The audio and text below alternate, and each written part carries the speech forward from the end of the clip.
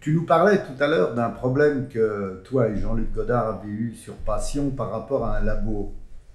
Euh, Oui, parce que, alors, un des gros problèmes actuels, là, par exemple, pour faire du noir et blanc, je veux dire, bon, tout à l'heure, quand je parlais de cette histoire de noir et blanc, je veux dire, j'avais dit, il y avait les types qui s'occupaient du développement négatif. Bon, on lui faisait un petit bout d'essai, il regardait, et puis il essayait d'ajuster le suivant en développant un peu plus. Alors maintenant, je veux dire, si on veut faire des choses comme ça, il faut séparer que c'est l'opérateur qui dit, vous allez me développer 7 minutes ou 6 minutes et demie, ou, etc., ou un peu plus, etc.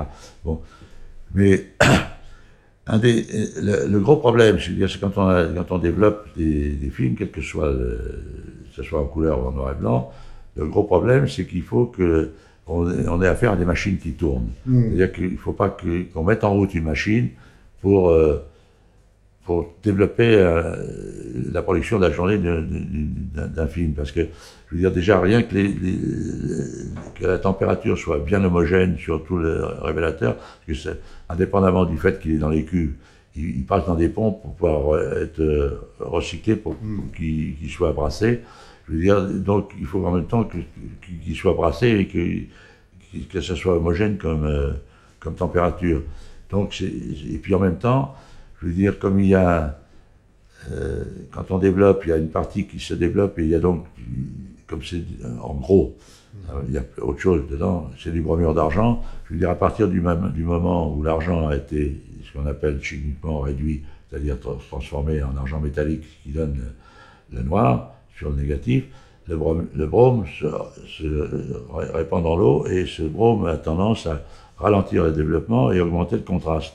Donc il faut qu'on maintienne cette quantité de bromure à un niveau constant. Donc il y a des pompes qui aspirent ça et puis qu'on remet le révélateur est brassé. Ce qui fait que, bon, donc c'est toute une complication.